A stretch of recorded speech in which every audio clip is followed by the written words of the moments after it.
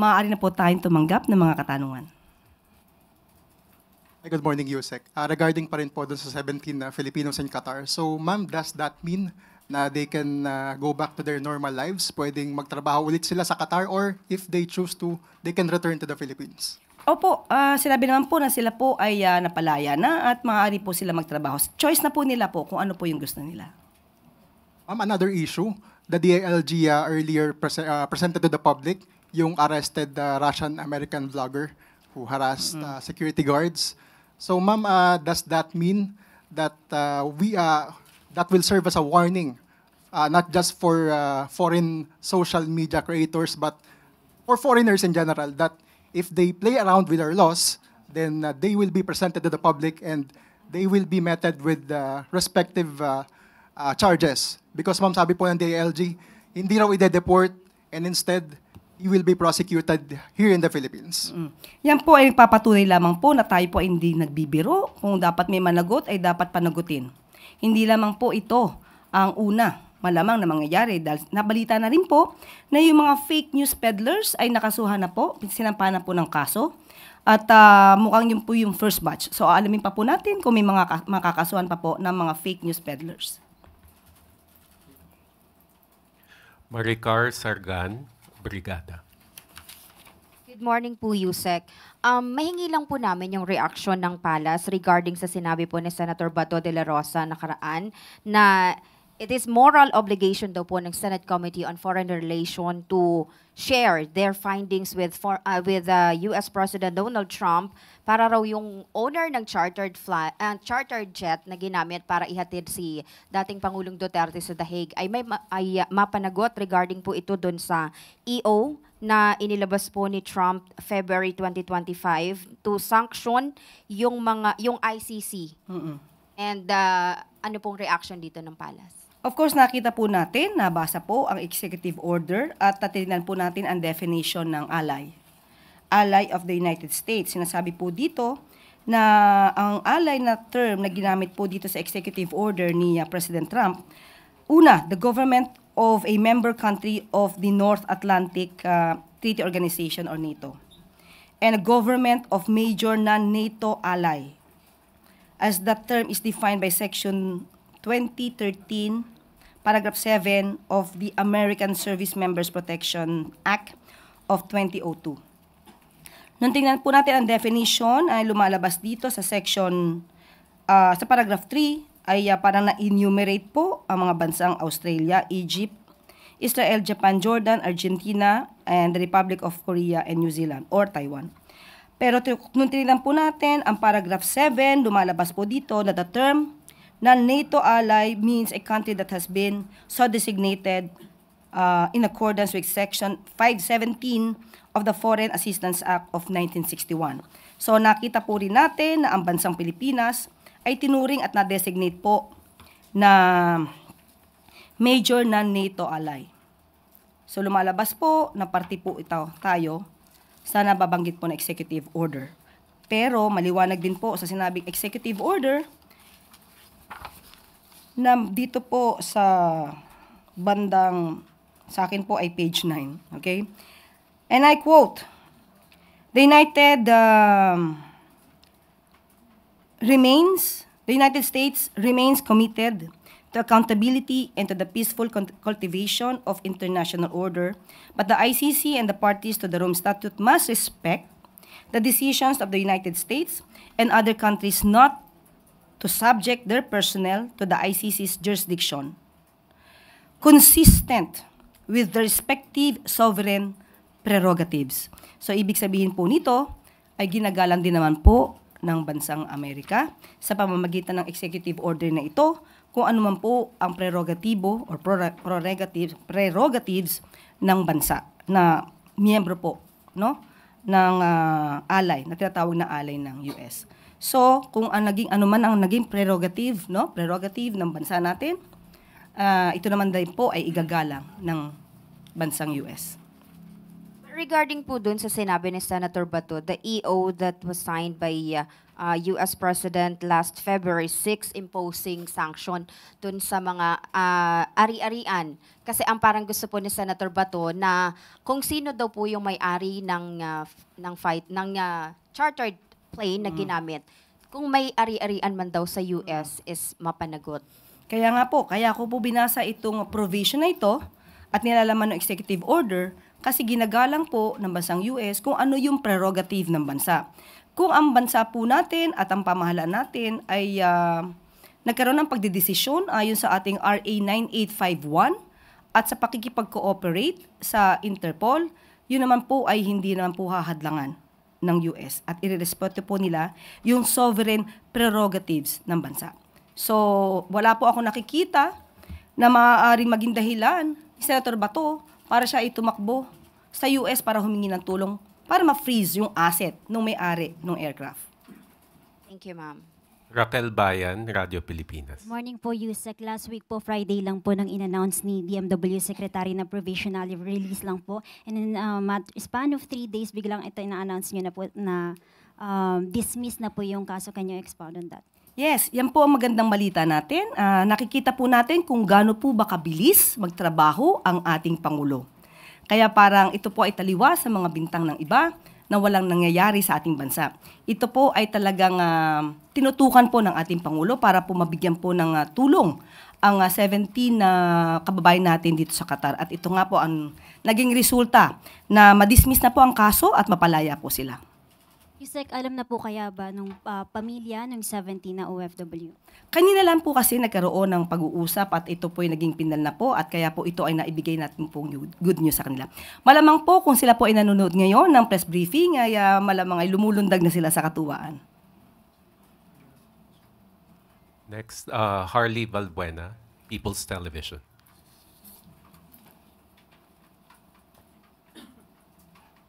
Microphone, please. Related to this question, Pia Gutierrez, ABS-CBN. Ma'am, regarding yung 17 Filipino nationals, nabanggit po kasi last week ni DMW Secretary Hans Leo Kakdak that the reason the 17 Filipinos were provisionally released was because wala pong kaso na nasampa sa kanila during the time that they were detained. May we know ano po yung kaso na na-dismiss at kailan po ito na-charge? Sa ating pong pagkakaalam, ito yung illegal assembly. So, dahil nga po sa pakikipag-usap ng ating Pangulo sa gobyerno po ng Qatar, sa pamamagitan po ni Qatari Ambassador, napagbigyan po tayo na ang ating kapwa Pilipino na nahuli o na-detain ay makalaya po at hindi na po masampa ng kaso pa. So tama po, the President himself made a direct appeal to the Qatari government. When was that made po? Sa ating pagkakaalam ay kanina po nagkaroon ng pag-uusap. Prior to the release? Hindi, kanina po nagkaroon po ng pag-uusap at nagkaroon na po ng sinabi na ito nga po yung good news. Kung ano po yung timeline, kung kailan sila nag-usap, ay hindi po sa akin na ibigay yung pinaka-detail. Moving on, Ann Soberano, Bombo Radio. Yusek, good morning. Reaction lang from the palace kasi sinabi ka sa interview ni Ambassador Romualdez na ang pagiging agresibo ng China sa West Philippine Sea ang dahilan kaya bibili tayo ng mga fighter jets sa US. Pero taliwas po ito sa sinabi ni Executive Secretary Bersamin na wala po tayong tina-target na bansa. Ang AFP modernization naman po ay noon pa po. Wala pa naman pong issue sa anumang bansa. At ang pag-modernize po natin ng ating militar ay naaayon lamang po. Natataon lamang po at hindi naman po talaga nagta-target ng anumang bansa. Nagkataon lang po siguro na may mga issues po tayo na kinakaharap. At opinion po yan ni Ambassador. At sabi nga natin na yun po yung katotohanan. Talaga naman po tayo mayroong kinakaharap na mga issues. Pero yung pag-modernize po ay ito po yung naaayon naman sa batas. Sa ibang topic, Yusek, reaction din from the palace. According to AFP Chief Romeo Bronner, na they are looking at acquiring more missile system to complete the integration of their air and missile defense alongside purchasing warships and multi-roller fighter jets to build a strong and reliable deterrent force. How likely po na aprubahan ito ni Pangulong Ferdinand Marcos Jr. since plano po naman ito ng AFP? Kumpiyansa din po ba ang Malacanang na bago bumaba sa pwesto si Presidente ay magiging credible and reliable na po ang defense posture ng Pilipinas? Opo, gusto po talaga natin na hanggat maaari ay mabili po natin ang kinakailangan natin for the AFP modernization. At ngayon po ay gusto po nila makompleto itong AFP Horizon 3. At depende po yan, of course, sa budget po natin, kung ito din po naman ay maaayunan ng Kongreso. So lahat po yan ay nanaisin po talaga ng ating Pangulo na magampanan po ang mga pangakong ito. So, pwede po bang sabihin ng Malacanang na magiging credible and reliable ang defense posture ng Pilipinas bago po bumaba si Presidente sa pwesto? Yan po ang naisin ng Pangulo. Yan po ang naisin ng lahat. At gagawin po lahat ng paraan, pagkakataon, lahat ng kakayanin. Kung may mga budget po tayong kakailanganin, yan po ay gagawin ng ating Pangulo. Thank you, Yusek. Related question, Ivan Mayrina, GMA Integrated News. Yusek, good morning. Does the Philippine government consider the arrest of Pinoys for suspicion of espionage as an escalation of tension between the Philippines and China, especially since the NSA believes this is merely a retaliation of the Chinese side over the arrest of their nationals for the same suspicion? At kung meron po bang specific instructions ng Pangulo kung paano natin i-handle ang kasong ito? We believe that is just a part of the initial investigation. There is no yet concrete evidence. If it is really a retaliation or a part of retaliation of the other country, we will not say that because there's no final investigation on that matter. But there is still ongoing investigation on that, and we will just defer all the details to the FA and to DND. Any specific instructions from the President? Have you taken this up with him? Yes, there is always a instruction to help our Filipino citizens, the Filipino citizens abroad, facing this kind of charges. Legal assistance will always be given. All the necessary help and assistance will be provided.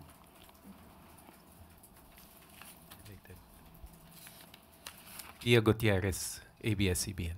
Ma'am, nabanggit po ni Senate President Cheese Escudero that there will be government officials who will be attending yung next hearing ng Senate on the arrest of former President Duterte. Sino-sino po ang mga ito? And does this mean na nagbago na yung stand ng palasyo pagdating sa pagdalo ng mga opisyal sa Senate investigation?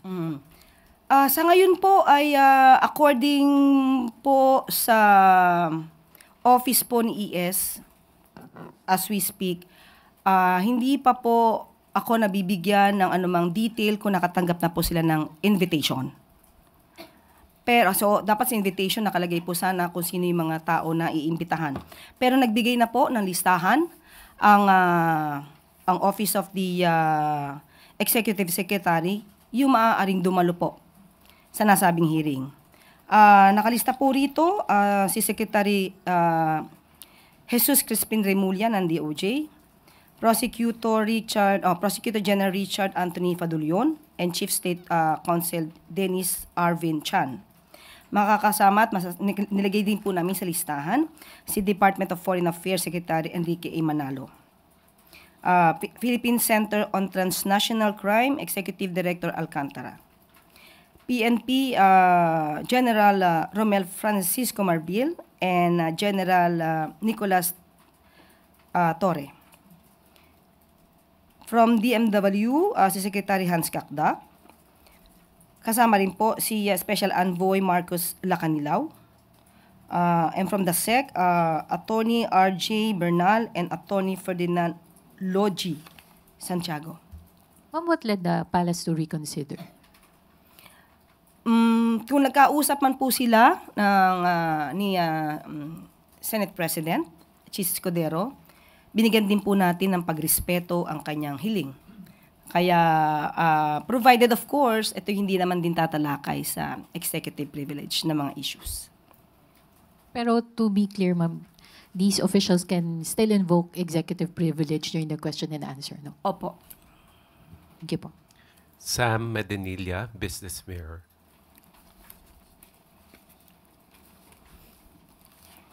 Good morning, ma'am.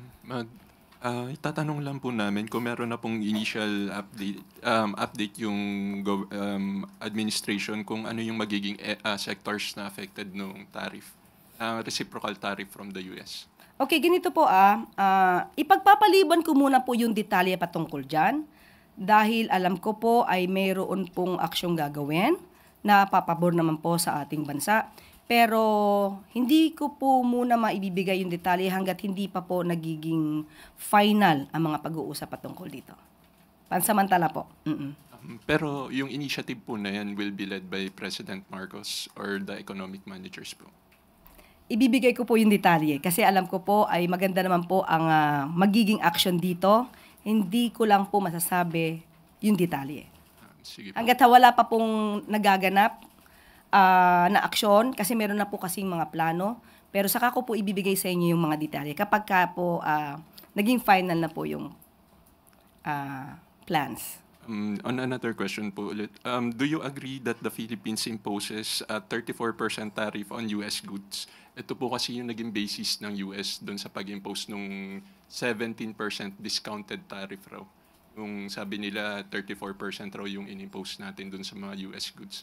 Does Philippines agree doon sa computation ng 17% tariff na in-impose sa atin?